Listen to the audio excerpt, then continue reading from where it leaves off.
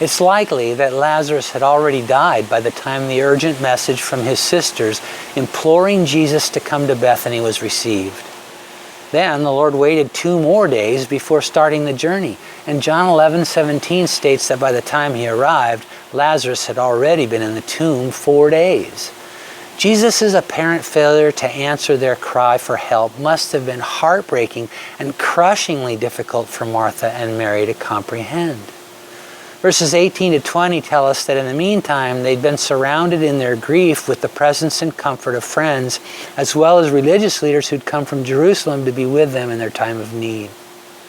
Then, as word of the Lord's imminent arrival reached them, we're told that Martha immediately left that circle of support and went out to meet him. But Mary chose to remain with the mourners at their home.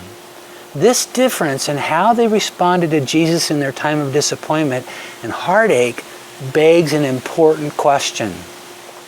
How should we handle those times of deep disillusionment when it feels like God has failed us?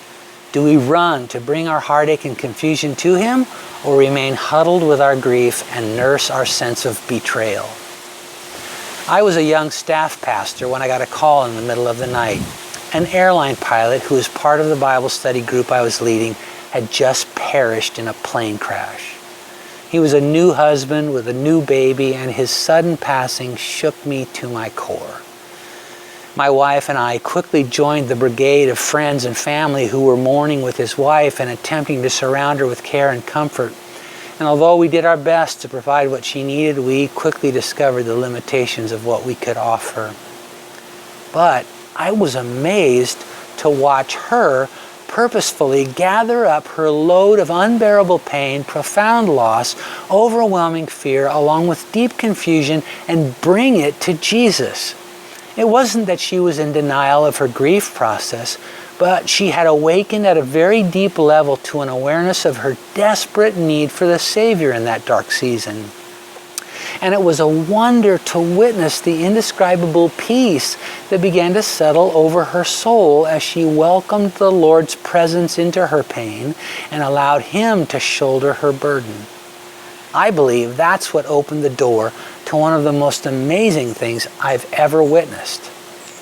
After I'd finished my part in the funeral service and taken my seat in the front row of the chapel, our lead pastor offered his closing remarks.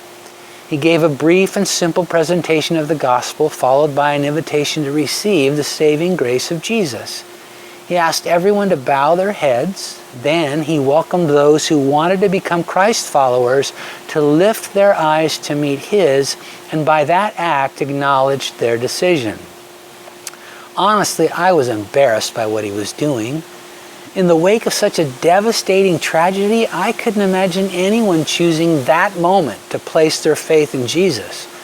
But with my head bowed and eyes closed, I heard my pastor begin to acknowledge those who were responding. I was so surprised that I opened my eyes and started scanning the crowd for myself, and sure enough, people were committing their lives to Christ. And one specific couple captured my attention: the pilot's parents. They walked into that service as unbelievers with every reason to not want anything to do with God.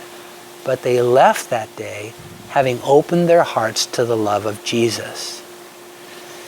Disappointment, confusion, and sorrow always present us with a choice, and much is at stake. Do we wrap ourselves in the blanket of our pain and let it define our future?